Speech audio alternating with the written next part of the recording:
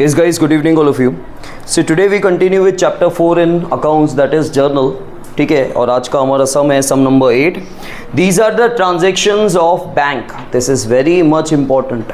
ठीक है, बैंक के ट्रांजेक्शन्स है, टफ है ऐसा नहीं बोला मैंने, लेकिन बहुत इंपॉर्टेंट ट्रांजेक्शन्स है. ठीक है, इसमें बेसिक रूल हम लोग एक बार फिर से देख लेते हैं कि बेसिक रूल क्या होता है. देखो, कैश बैलेंस और बैंक बैलेंस क्या होता है, एसेट्स होता है. और जब जब कैश बैलेंस या बैंक बैलेंस क्रिएट होता है, एसेट्स को हमेशा डेबिट किया जाता है. एसेट्स को हमेशा डेबिट किया जाता है, लायबिलिटी को हमेशा क्रेडिट किया जाता है. जब जब आपकी एसेट्स क्रिएट होती है या इंक्रीज होती है तो वो डेबिट ही रहती है. जब एसेट्स कम हो जाती है, डिक्रीज होती है, तो उसको क्रेडिट कर दिया जाता है. लायबिलिटी बेसिकली क्या होती है, क्रेडिट की जाती है. जब लायबिलिटी क्रिएट हो रही है या इंक्रीज हो रही है तो उसको क्रेडिट ही करेंगे, लेकिन जब लायबिलिटी कैंसिल हो जाती है तो उसे डेबिट किया जाता है. ये चीज़ याद रखना. देखो, 1 मार्च ₹20,000 deposited with the bank and open account. हमने क्या किया, बैंक में पैसा डाला, ठीक है, और बैंक अकाउंट ओपन किया. डिपॉजिट किया मतलब जब बैंक अकाउंट ओपन करते हो तो कुछ पैसा आपको डालना पड़ता है. तो आपने 20,000 रुपये से बैंक अकाउंट ओपन किया, मतलब बैंक में पैसा. अब देखो, आप कुछ बच्चे या जैसे मैं छोटा था तो मुझे ऐसा लगता था, ये तो पता था कि बैंक में अकाउंट ओपन होता है या क्या, लेकिन मुझे लगता था कि जो पैसा उस समय दिया ना, वो लोग चार्ज ले रहे हैं अकाउंट ओपन करने का. तो वो चार्ज नहीं होता भाई. ठीक है, ये चार्ज नहीं होता. ये जो इस या क्या लिखा हुआ है, आप बैंक अकाउंट में पैसा डिपॉजिट कर रहे हो. आप बैंक अकाउंट में, आपके ही बैंक अकाउंट के अंदर आपकी तिजोरी, ऐसे समझ लो. ठीक है, अकाउंट समझ में नहीं आता है तो ऐसा समझो कि आपके घर के अंदर तिजोरी, वो तो आपकी है ही, बैंक वालों के पास भी आपके नाम की एक तिजोरी बनी हुई है. ठीक है, तो वो जो पैसा आप डाल रहे हो ना, वो आपकी तिजोरी में डाल दिया जा रहा है. समझ में आ रहा है? तो वो कोई चार्ज वार्ज नहीं है, वो आपका ही पैसा है. लेकिन जब बैंक अकाउंट ओपन करवाते हो तो आपको उतना मिनिमम अमाउंट बैंक में डालना पड़ता है. तो आपने बैंक अकाउंट ओपन किया और आपने 20,000 रुपये अकाउंट में डाले, तो आपका बैंक बैलेंस क्या हुआ, क्योंकि पहले तो बैंक अकाउंट था ही नहीं, तो बैंक बैलेंस 0 था. ठीक है, आप 20,000 रुपये डाले तो आपके अकाउंट में 20,000 रुपये है. तो देखो, बैंक बैलेंस क्या है आपकी एसेट से, बैंक बैलेंस इंक्रीज, तो आप क्या करोगे, डेबिट. और आपके यहाँ से क्या जा रहा है, और कैश भी एसेट से, लेकिन कैश बैलेंस डिक्रीज हो रहा है, मतलब एसेट्स डिक्रीज हो रही है, तो उसको क्रेडिट कर दोगे. ठीक है, तो यहाँ पे आपकी एंट्री होगी बैंक अकाउंट डेबिट, क्योंकि आपका बैंक बैलेंस इंक्रीज हो रहा है और कैश आपके यहाँ से जा रहा है, कैश बैलेंस डिक्रीज हो रहा है. कितना, 20,000. समझ में आया? नेक्स्ट वन, 5th को, a cheque of ₹5,000 receive from Hari which is immediately deposited with the bank. हमको हरी से, हरी नाम के बंदे से 5,000 का एक चेक मिला जो हमने इमीडिएटली बैंक में डिपॉजिट कर दिया. उसी समय आपने बैंक में डिपॉजिट कर दिया, तो आपका बैंक बैलेंस और कैश कहाँ गया. अरे गया कहाँ, कहाँ गया ऐसे बोल रहा हूँ, कहाँ गया ऐसे नहीं, गया ही कहाँ ऐसे बोल रहा हूँ. हरी नाम के बंदे ने, इधर देखो, हरी नाम के बंदे ने मुझे 5,000 का चेक दिया, 5,000 का चेक दिया. बैंक में मैंने उस चेक को डिपॉजिट किया, बराबर. बैंक में डिपॉजिट करूंगा ना चेक को. ऐसे आपने पूछा ना कहाँ गया, तो bank account. Shut your mouth. सुनो, हरी नाम के बंदे से मुझे एक चेक मिला, मैं पूछ नहीं रहा हूँ, बता रहा हूँ, सुनो खाली. हरी नाम के बंदे से एक चेक मिला आपको, ये चेक मैंने डिपॉजिट किया बैंक में. ठीक है, मैंने चेक डिपॉजिट किया. अच्छा, मुझे ये बताओ, जो हरी नाम के बंदे से चेक आया मेरे पास, क्या मैंने उसकी कोई रिकॉर्डिंग पहले की कि मेरे पास कैश आया? नहीं ना. उस चेक को मैंने कैश माना, बुक्स में कहीं रिकॉर्ड किया नहीं ना. आपके यहाँ से कोई कैश बैंक में जा रहा है तो टू कैश कैसे आया? समझ रहे हो? कैश टू कैश लिखने का मतलब, जैसे यहाँ पे बैंक अकाउंट ओपन किया, मैंने 20,000 रुपये डाला, तो 20,000 रुपये गए ना, कैश गया बिजनेस से. अभी आपके यहाँ से, चलो आप बोल रहे हो सर चेक गया, आप बोलोगे सर मैंने उस चेक को कैश माना, तो तुमने पहले कैश दिखाया भी तो होगा ना बुक्स के अंदर. देखो, आप यहाँ पे प्रूफ देना पड़ता है. आप बोलोगे सर कि 20,000 चले गए, तो पहले आपको ये बताना पड़ेगा कि 20,000 थे आपके पास. आप बोलोगे सर ये चोरी हो गई, तो आपके बुक्स में दिखाना चाहिए कि वो चीज़ आपके पास थी. जो चीज़ आपके पास थी ही नहीं, वो चली कैसे गई? आपके पास, आप बोलोगे ना, आप यहाँ पे बोलोगे, अगर देखो सपोज कर लो बिजनेस अभी स्टार्ट हो रहा है, अभी और अभी तक तो गुड्स भी नहीं आए हैं, और आपने बोला कि मैंने 20,000 का सेल किया। कैसे भाई, गुड्स का स्टॉक ही नहीं है आपके पास, सेल कैसे किया आपने? ठीक है, आपने सेल कैसे किया? वैसे देखो अभी बिजनेस चालू नहीं हो रहा है, यहाँ पे कुछ लिखा हुआ नहीं है, कमेंस्ड बिजनेस नहीं है। कल हमने देखा था ना बिजनेस अभी चालू हो रहा था, तो बिजनेस तो पहले चालू हो चुका है, कब चालू हुआ पता नहीं, यहाँ पे हमारे पास इंफॉर्मेशन नहीं है हाल फिलहाल। तो बिजनेस पहले चालू हो चुका है तो हो सकता है आपके पास स्टॉक वगैरह होगा, लेकिन बिजनेस अभी चालू हुआ तो पहली एंट्री तो यही थी खाली। और दूसरी बात कि जब जब बिजनेस चालू होता है ना, हमेशा कैपिटल की एंट्री आएगी पहले, ठीक है, क्योंकि बिजनेस में कैपिटल आएगा ही नहीं, कुछ आया ही नहीं, मालिक की तरफ से कुछ इन्वेस्टमेंट हुआ ही नहीं, तो आप आगे क्या करोगे? उसे ओपनिंग एंट्री कहा जाता है, वो आगे देखेंगे हम लोग। यहाँ पे क्या हो रहा है भाई, आपको हरी से एक चेक मिला, यहाँ पे देखो, यहाँ पे देखो, हरी से आपको एक 5,000 का चेक मिला, वो चेक आपने इमीडिएटली बैंक में डाल दिया। ठीक है, चेक इमीडिएटली बैंक में डाल दिया तो क्या होता है, बैंक बैलेंस इंक्रीज हुआ। लेकिन हमारे यहाँ से कैश कहाँ गया भाई, हमारे यहाँ से कैश कहाँ गया? अरे हमारे, मैं आपसे ये नहीं पूछ रहा हूँ, मैं ये पूछ रहा हूँ कि हमारे यहाँ से चेक कहाँ गया, कहाँ गया? सबके सब बेवकूफ हो। अरे कहाँ गया भाई, कहाँ? ऐसे नहीं पूछ रहा हूँ कहाँ, कौन सी जगह गया वो नहीं बोल रहा हूँ, मैं आपसे क्वेश्चन पूछ रहा हूँ, कहाँ गया भाई? गया ही कहाँ, ऐसे पूछ रहा हूँ। नहीं गया ना, कैश कहाँ गया? आज मेरे टोन में या तो कुछ गलती है या तो आपके समझने में हो रही है।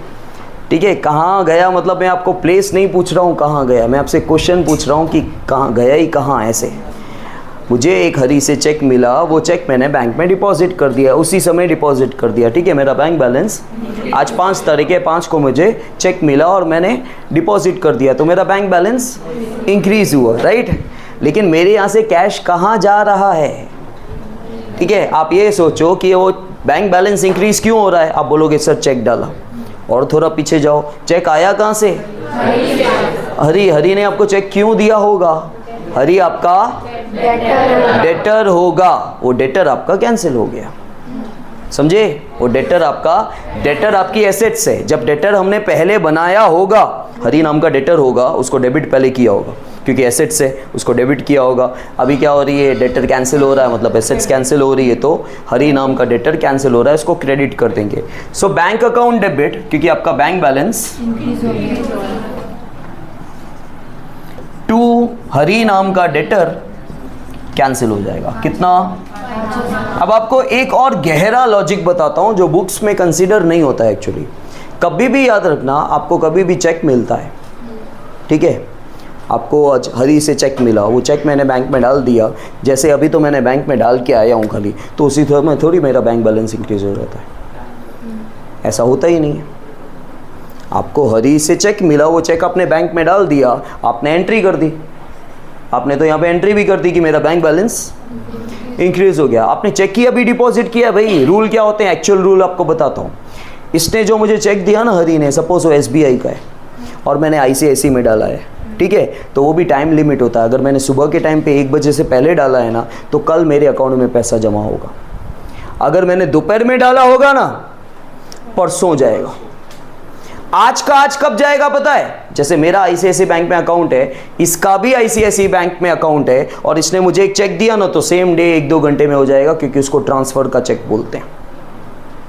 वो सब बुक्स में नहीं आता, आपको प्रैक्टिकल बता रहा हूँ, उसको ट्रांसफर का चेक बोलते हैं। जैसे काफ़ी बार होता है, अरे आज ही पैसा जमा हो गया, वो सेम बैंक का होगा।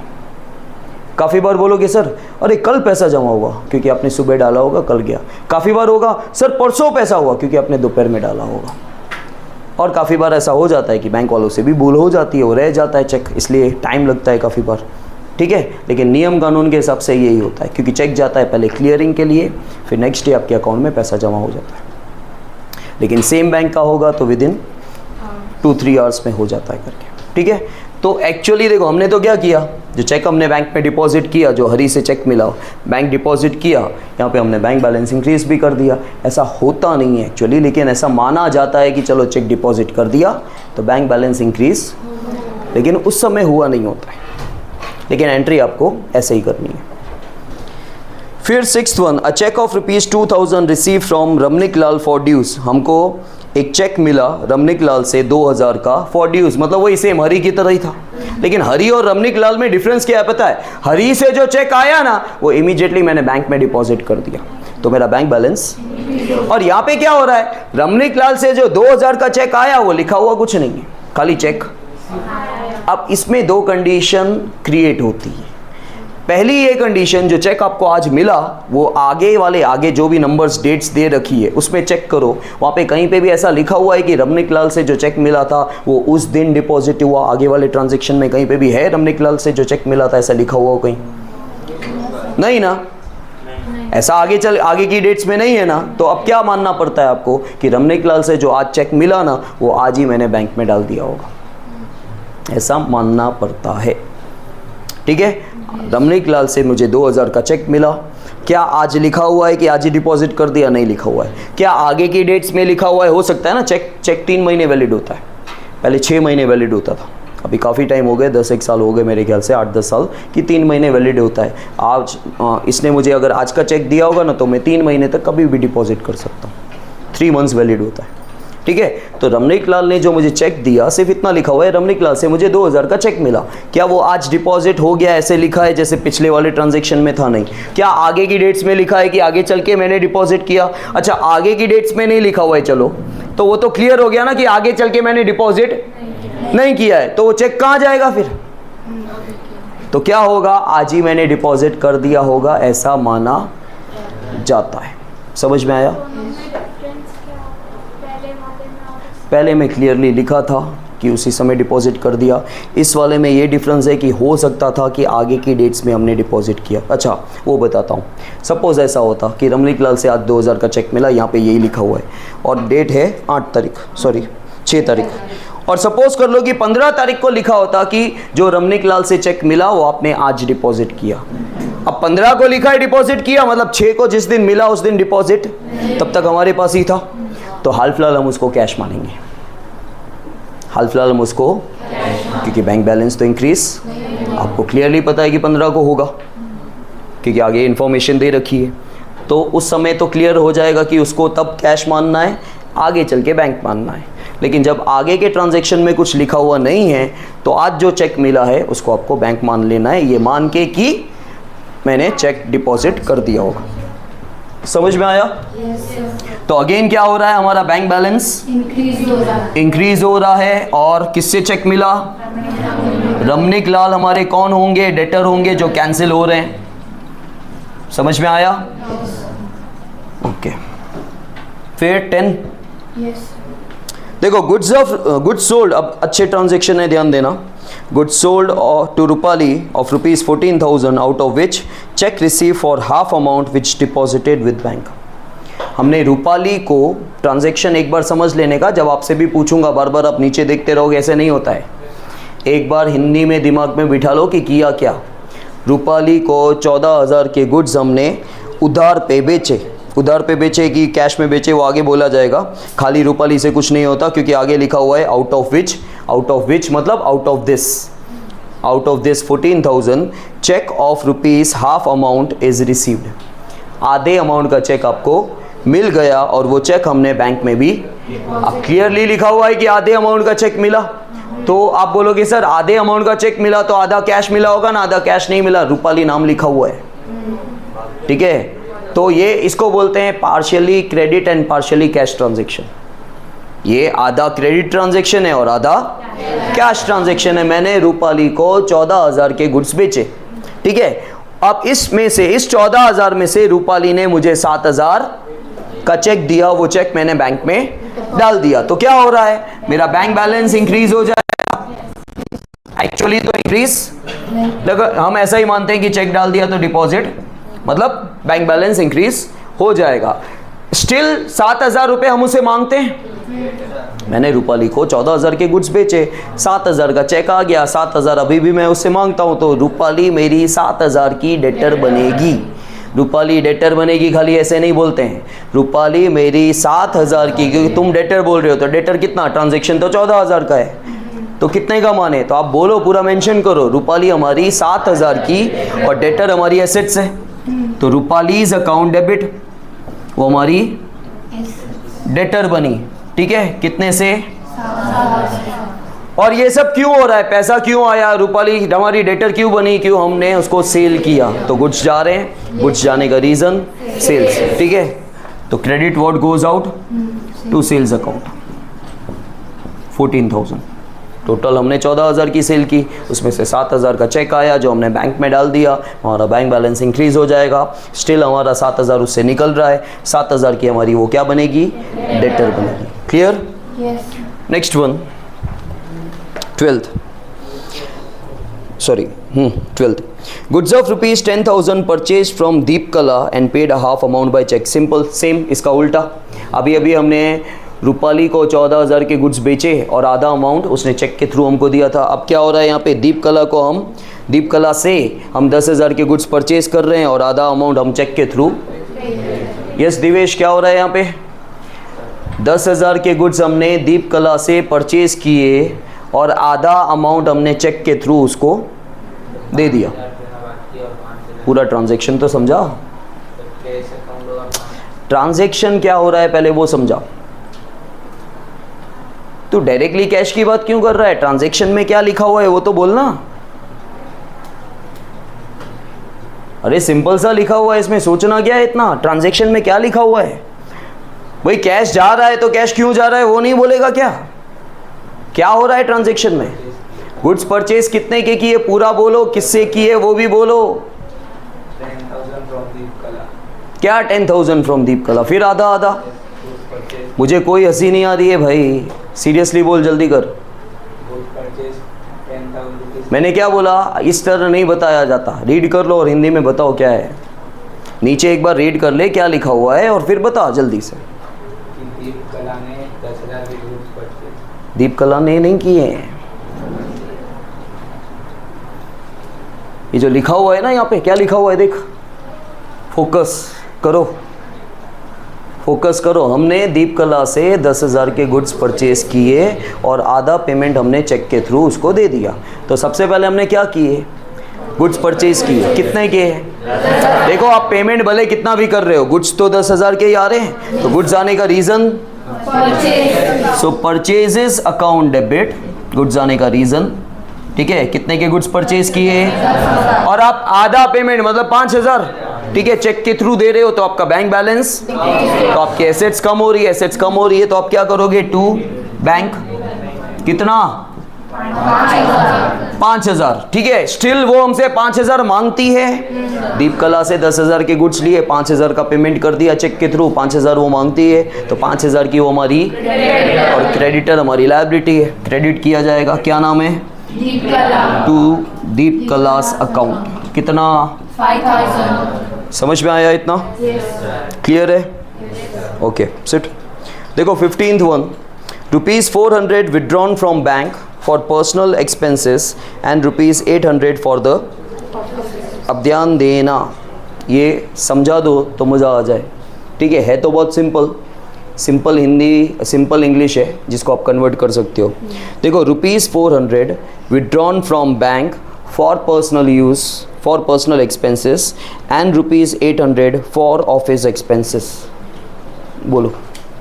हमने बैंक अकाउंट में से 400 रुपीज़ ओनर ने इसमें लिखा है पर्सनल एक्सपेंस है, तो वो ड्राइंग्स होंगे क्योंकि ओनर ने अपने पर्सनल यूज़ के लिए निकाले हैं, और 800 ऑफिस एक्सपेंस के लिए है तो वो एक्सपेंस में काम होगा। ठीक है। अभी ये राइट है कि रॉन्ग है वो मैं बाद में बताऊंगा। कोई और कुछ बोलना चाहता है? सिट। कृषा ने समझाया कि 800 रुपये पर्सनल एक्सपेंस के लिए जा रहे हैं, पर्सनल एक्सपेंस के लिए जा रहे हैं मतलब वो ड्राइंग्स हुआ, और 4, हाँ जो भी है अमाउंट आप देख लो, मुद्दे पे हो, एक्सप्लेनेशन 400-800 वो देख लेना, ठीक है। 400 रुपये और 800 रुपये ऑफिस एक्सपेंसेस ने बोला कि उसके लिए, तो ये सही बोला कि कुछ इसमें चेंजेस हो सकती है। देखो देखो सर ऑफिस एक्सपेंस तो उसने अपने ऑफिस के लिए, ऑफिस मतलब वही बिजनेस, बिजनेस के लिए तो कैपिटल, कैपिटल मतलब ओनर ने यूज़ किए ना बिजनेस में। कहाँ लिखा हुआ है ओनर ने बिजनेस में यूज़ किए? सर ऐसा कुछ नहीं लिखा हुआ है। एंड एक्सपेंसेस फॉर,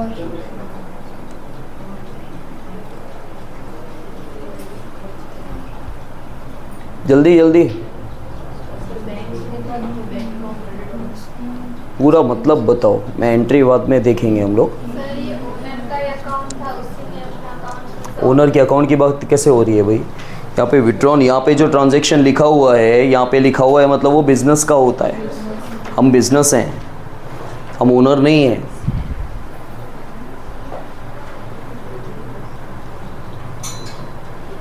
बोलो बल्दानिया, कल तो बोल रहे थे अच्छे से मस्त।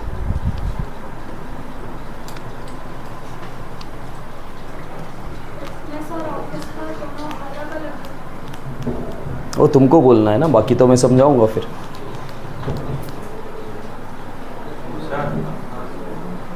ये तो आवाज़ ही सुनाई नहीं देती है मुझे। सही बोला इसने, सही बोला। क्या बोला? तुम बोलो फिर से।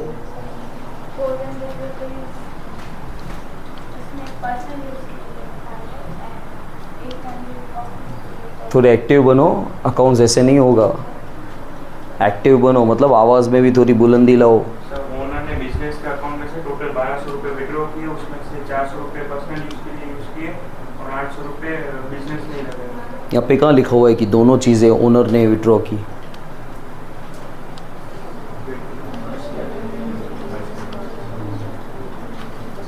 Withdrawn ₹400 from bank for personal expenses and ₹800 for the office expense। चलो ओनर नहीं मानते क्योंकि विड्रॉ की बात हो रही है, तो 400 रुपये जो ओनर ने निकाले वो खुद लेके चला गया पर्सनल एक्सपेंस, और दूसरे 800 रुपये जो निकाले वो ऑफिस मतलब वो बिजनेस ऑफिस पूरा बोलो, पूरा बोलो। ऑफिस एक्सपेंस क्या लिखा हुआ है? क्या ऑफिस ऑफिस कर रहे हो बार बार? जल्दी देखो वहाँ पे क्या लिखा हुआ है, हिंदी में बोलो खाली उसको, उसी का मतलब है। हाँ नहीं, ऐसे नहीं। ऑफिस एक्सपेंस के लिए, ये के लिए जो लिखा हुआ है ना क्रीशा, यही इंपॉर्टेंट है। ठीक है, मालिक यहाँ पे 400 रुपये पर्सनल एक्सपेंस के लिए लेके जा रहा है। अब यहाँ पे देखो पर्सनल एक्सपेंस के लिए लेके जा रहा है। अब बोलोगे सर पर्सनल एक्सपेंस के लिए लेके जा रहा है, तो पर्सनल एक्सपेंस किया कि नहीं किया हमको क्या पता। चलो किया कि नहीं किया, मालिक लेके गया, अपने लिए लेके गया, वो ड्राइंग्स ही होगा। ठीक है, अच्छा दूसरे 800 रुपये जो लेके जा रहा है वो ऑफिस के खर्चे के लिए ही निकाला उसने बिजनेस बैंक अकाउंट से। बैंक से निकल रहा है किसका बैंक अकाउंट? बिजनेस का bank account. Business bank account से एक 400 रुपये निकले जो मालिक अपने पर्सनल एक्सपेंस के लिए लेके गया। दूसरा 800 रुपये भी बैंक अकाउंट से निकले जो ऑफिस के एक्सपेंस के लिए उसने निकाले हैं, मतलब बिजनेस के खर्चे के लिए। बिजनेस का खर्चा अभी तक किया नहीं है, तो बिजनेस में कैश आया। कैश आया ना भाई, वो निकाल के खर्चा हुआ थोड़ी है, तो कैश ही आया ना बैंक अकाउंट से। बता रहा हूँ, हाँ फॉर ऑफिस एक्सपेंस का मतलब वही होता है। फॉर ऑफिस एक्सपेंस का मतलब वही होता है। मेरी बेटी ने ठीक है 500 रुपये की कोई चीज़ लेने के लिए मुझसे 500 रुपये लिए, अभी तक खर्चे कहाँ हैं? अभी तक खर्चे कहाँ हैं? मैंने मेरे बैंक अकाउंट से 5000 रुपये निकाले इलेक्ट्रिसिटी बिल पे करने के लिए, अभी तक मेरे पास 5000 है, मैंने पे किए नहीं है। वो उस इंटेंशन से निकाले थे लेकिन अभी तक खर्चा किया नहीं है, तब तक मैं खर्चा कैसे बताऊं? यही तो पॉइंट है फॉर। अब ये सेम लॉजिक तुम लोग क्या करते हो, तुम लोग ड्राइंग्स के साथ मिला देते हो। जैसे मैंने अभी बोला ना कि के लिए लिखा हुआ है, फॉर लिखा हुआ है, तो तुम बोलोगे सर वहां पे भी तो फॉर लिखा हुआ है पर्सनल एक्सपेंस। देखो मालिक ने 400 निकाले, वो किसके लिए लेके गया? For personal expense. ठीक है, फिर मालिक ने 800 निकाले बिजनेस के ऑफिस एक्सपेंस के लिए। तो यहाँ लॉजिक में आपको क्या बता रहा हूं कि मालिक ने 800 रुपये निकाले ऑफिस के खर्चे के लिए, अभी तक खर्चा किया, तो बिजनेस के पास कैश आया, क्योंकि मालिक अपने पास थोड़ी लेके गया है, मालिक ने बिजनेस के लिए निकाले थे तो बिजनेस में कैश आया, क्योंकि यहाँ पे लिखा हुआ है for office expense. Same logic तुम ड्राइंग्स में अप्लाई कर देते हो। तुम लोग क्या बोलते हो, सर मालिक ने 400 निकाले अपने पर्सनल खर्चे के लिए, अभी तक उसने खर्चा किया कहाँ है, लेकिन वो 400 रुपये वो लेके गया ना, वो जाने बिजनेस से तो गए ना उसके लिए। अब उसने 400 रुपये खर्चे नहीं खर्चे, हमारे यहाँ से कौन लेके गया, तो वो ड्राइंग्स इसलिए हो जाता है। और तुम ये दोनों लॉजिक मिक्सअप कर देते हो। जो रट्टा मारते हैं वो लोग क्या करते हैं, देखो दोनों जगह फॉर लिखा हुआ है ना, तो मालिक के पास भी पैसा गया, अभी तक मालिक ने खर्चा, भाई मालिक ने जो किया हमको उससे मतलब, मालिक लेके गया ना अपने पर्सनल एक्सपेंस के लिए, फिर उसने खर्चे ना खर्चे वो जाने, हम ये बोलेंगे तेरे से 400 रुपये निकलता है। और जो 800 रुपये मालिक ने निकाले वो बिजनेस के खर्चे के लिए ही निकाले थे, वो बिजनेस में ही लेके आया है, वो खुद के घर पे नहीं लेके गया है। समझ में आया? तो यहाँ पे टोटल आपका 1200 बैंक बैलेंस डिक्रीज हो रहा है। लेकिन 400 रुपये का क्या है, ड्रॉइंग्स, ड्रॉइंग्स अकाउंट, क्योंकि वो अपने पर्सनल एक्सपेंस के लिए 400 लेके गया। और दूसरा क्या है, वो कैश अकाउंट डेबिट हो रहा है क्योंकि बिजनेस में कैश आ रहा है। ठीक है, मालिक ने जो 800 रुपये बिजनेस के बैंक अकाउंट से निकाले वो खुद की जेब में नहीं लेके गया है, वो बिजनेस में लेके आया है। हाँ, उस 800 रुपये का आगे चल के उसमें से खर्चा होगा तब एंट्री करेंगे खर्चे की, अभी खर्चा नहीं हो रहा है। तो कैश आया बिजनेस में, कहाँ से आया, बिजनेस के बैंक अकाउंट से ही आया है। ठीक है, और ये दोनों अमाउंट बिजनेस के बैंक अकाउंट से गए हैं, तो बैंक बैलेंस तो टू बैंक अकाउंट। समझ में आया? 1200 हमारा बैंक बैलेंस डिक्रीज हो रहा है 1200 से, उसमें से 400 रुपये मालिक लेके गया और 800 रुपये बिजनेस के पास ही आए हैं, लेकिन कैश आया। समझ में आया? जैसे मैंने बोला है कि इस पॉकेट में से पैसे निकाल के मैंने इसमें डाले, है तो मेरे पास ही, तो जब बिजनेस के बैंक अकाउंट से बिजनेस के पास कैश आ रहा है तो मेरे पास ही, लेकिन दोनों बताना पड़ता है कि इसमें कम हो गए इसमें इंक्रीज हुए। इतना करो।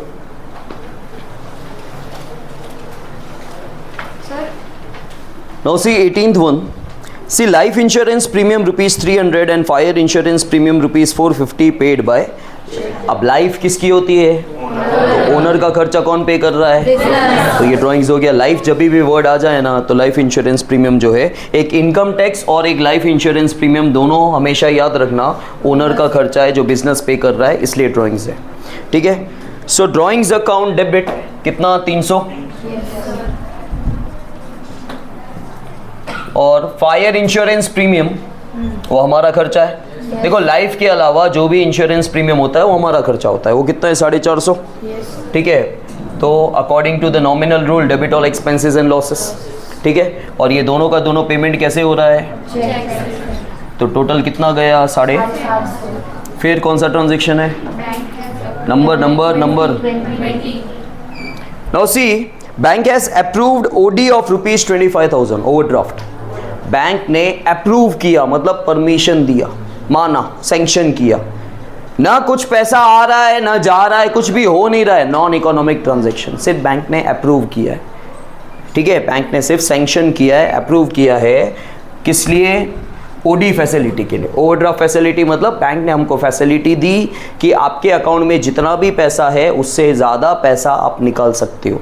वो कितना, वो एक लिमिट होती है अकॉर्डिंग टू आवर इनकम, उसको ओडी फैसिलिटी बोलते हैं। और ओवरड्राफ्ट हमेशा हमारे लिए लायबिलिटी होती है, लेकिन हमने ओडी की नहीं है।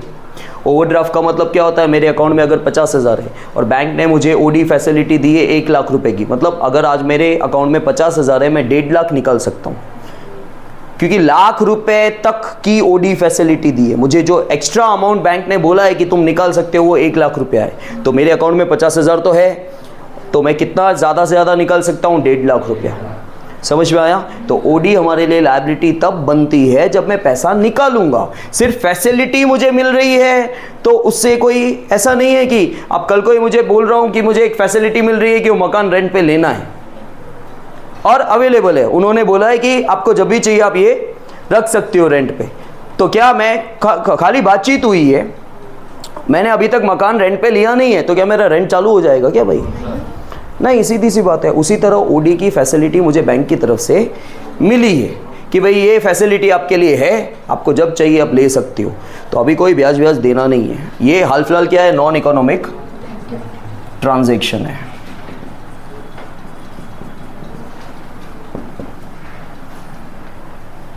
इसके बाद 25, bank has credited interest of rupees 250 and debited bank charges of rupees. ये मैंने बहुत अच्छे से आपको समझाया था कि बैंक क्रेडिटेड का मतलब होता है बैंक ने पैसा डाला, तो मेरा बैंक बैलेंस, और बैंक ने पैसा क्यों डाला, बैंक इंटरेस्ट। तो 25 तारीख को आपके दो ट्रांजैक्शंस हैं। पहला ट्रांजैक्शन है कि आपका बैंक बैलेंस इंक्रीज हो रहा है क्योंकि बैंक ने पैसा डाला कैसे पता चलेगा? क्रेडिटेड। बैंक क्रेडिटेड का मतलब होता है हमारा बैंक बैलेंस इंक्रीज हो रहा है, तो हम हमारी बुक्स में उसको डेबिट करेंगे। तो बैंक बैलेंस इंक्रीज हो रहा है। क्यों बैंक बैलेंस इंक्रीज हो रहा है? बैंक हमको बैंक इंटरेस्ट दे रहा है, ये हमारी इनकम है। कितना? 250 रुपया। ठीक है। इसके बाद बैंक डेबिटेड, बैंक हमारे अकाउंट में से पैसा निकाल रहा है। कितना पैसा निकाल रहा है? जैसे बैंक हमारे अकाउंट से पैसा निकालेगा हमारा बैंक बैलेंस, लेकिन बैंक बैलेंस डिक्रीज क्यों हो रहा है? आप बोलोगे सर निकालेगा, क्यों निकालेगा? बैंक चार्जेस हमारा खर्चा है। तो as per the nominal rule bank charge क्या हो जाएगा हमारे लिए? डेबिट हो जाएगा, खर्चा है, और उसकी वजह से हमारा बैंक बैलेंस डिक्रीज हो रहा है। कितना आया समझ में? Last one 31st, a check of rupees 5000 issued for foreign visit of son of owner from the owner का बेटा बाहर जा रहा है घूमने के लिए, फॉरेन विजिट कर रहा है, ठीक है, उसके लिए 5000 का चेक बिजनेस में से दिया गया। तो क्या होगा? ये ड्राइंग्स होगा। ठीक है। कौन सी डेट है? सो ये ड्राइंग्स अकाउंट डेबिट, क्योंकि ओनर का पर्सनल खर्चा हो गया और बिजनेस में से जा रहा है, लेकिन बिजनेस के बैंक अकाउंट में से जा रहा है, तो बैंक बैलेंस हमारा डिक्रीज होगा। समझ में आया? ये घर से कंप्लीट करके आना, मैं वीडियो आपको भेज दूंगा जो 4 ट्रांजैक्शन है। ठीक है।